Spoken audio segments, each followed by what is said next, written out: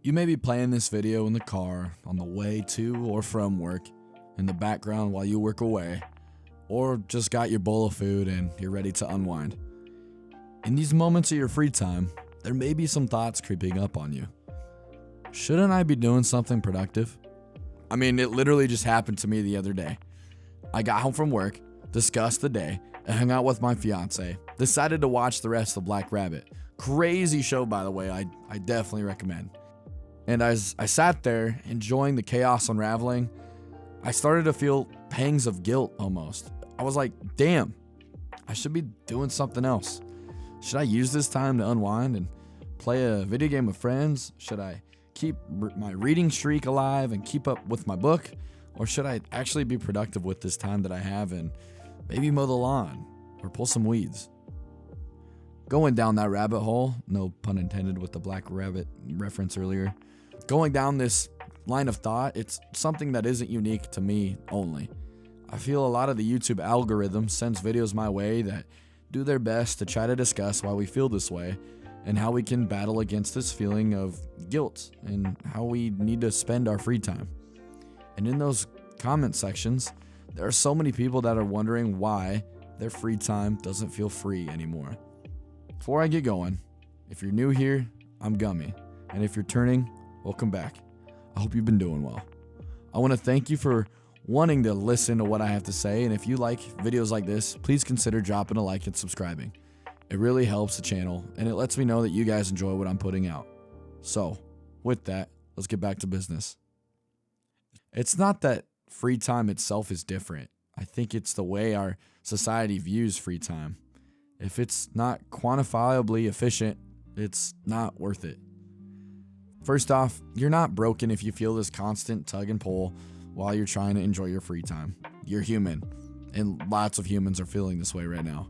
In modern day society, we've been trained to chase after maximum efficiency. Each day has a checklist.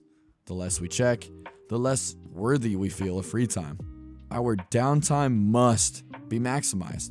We can't sit around while there are tasks at hand, and that's true. We can't daze off and not do our jobs or not take care of our responsibilities. There's no escaping that. However, we're really good at taking on mental tasks when our brain has downtime. Due to us being conditioned to always be productive and always be efficient, we feel we have instinctual pulls towards optimizing no matter what. I honestly think it comes from our competitive nature.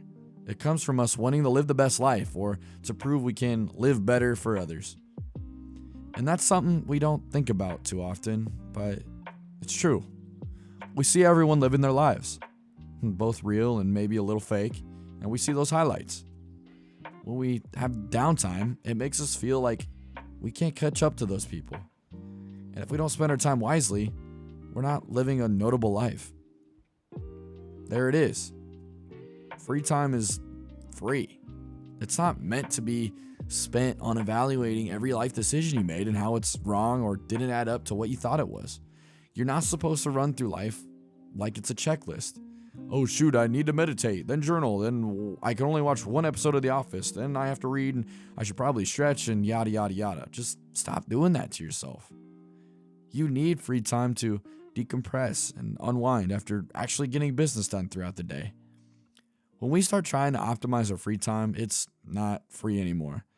It's costing us our enjoyment, our emotional capacities, and our ability to show up the next day with a freshly recharged battery. Turns out, chilling with your free time actually lowers your stress levels. Crazy, right? It shouldn't be. But if we're always in that optimization mode, we aren't chilling. We are progressively increasing our stress about what we should be doing. Elevated stress levels will stay elevated if you do not give yourself permission to unwind. It's always assumed that our brain is off and non-productive if we aren't being productive or efficient or if we're not at work. Well, after doing some research, I've found that our brain has a default mode network, or DMN for short. To explain DMN is to disagree with much of how we believe our brain operates. If we aren't going to do anything productive or efficient, we think our brain is just dull, with nothing going on.